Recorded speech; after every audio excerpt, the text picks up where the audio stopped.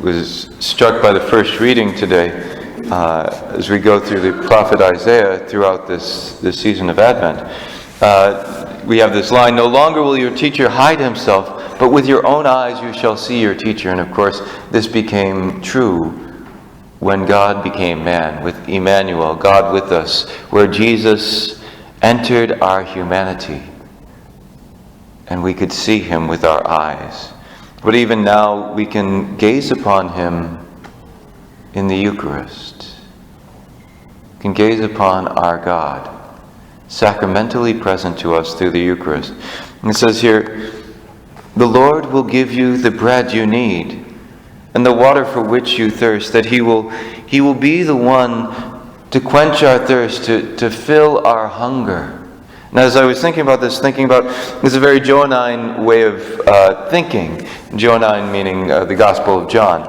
That we think about this thirst, the water with which you thirst. That I think about, John chapter 4 with the woman at the well, and he says, "Give me a drink," and she says, "How are you going to ask me for a drink?" He says, "If you knew the one who is asking for a drink, you would ask for water." Or then later we hear in the Bread of Life discourse that whoever comes to me will never hunger, whoever drinks from me will never thirst. And then later, as he's in Jerusalem, he's talking about, springs of water will flow forth from his side. That our Lord is the one who will come and quench our thirst. And I think about, what is that thirst? What is that hunger that we have? And it's He who is the one who will quench that hunger and that thirst. And I think Advent is an incredible time, in this time of waiting, this time of preparation, to get in touch with our hunger, to get in touch with our thirst. For what do we thirst? For what do we hunger? And we start on the natural level. And we say, okay, I'm hungry for food. Wouldn't it be great to have some bacon and eggs? Wouldn't, whatever. And you're saying, "Father, now my stomach's really rumbling. It's in the morning and can't eat till after Mass." Okay, but there's this natural hunger that we have. And that's good. In that moment, that's what we're hungering for. But what happens when we have enough to quench our hunger, to quench our thirst, and then we go for that third cup of coffee? Not me, because I don't drink coffee, and some of you know that. But, or you go back for thirds and fourths. This time when people are so generous in bringing around Christmas cookies, suddenly the plate is empty. In that moment, we're not hungering for food. We're hungry for something more. The problem is we're going to food to fill that hunger. Lord says, "I will be the one who gives you the bread you need to fill that hunger. I will be the one who gives you the water for which you thirst."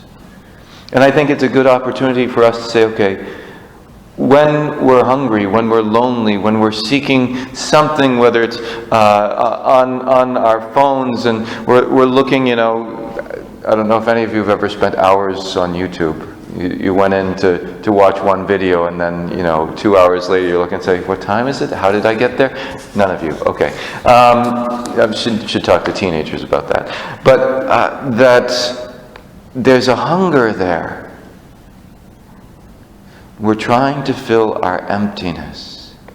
And if we take the time and say, okay, what is this?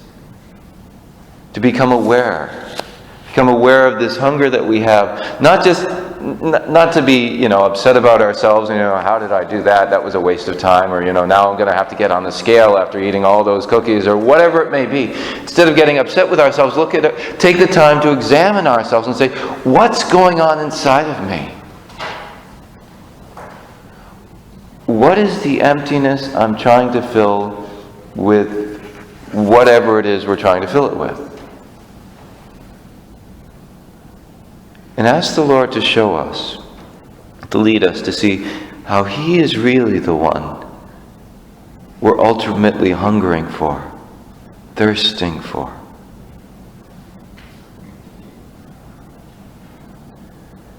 Throughout this Advent, may we take the time to look to our God. Allow Him to transform our hunger and our thirst, which we keep so surfacey, and to delve deep into that hunger, into that thirst, to allow Him to fill us with the infinite through the Eucharist, His body and blood, soul and divinity, feeding us with the bread of life, with the water of salvation.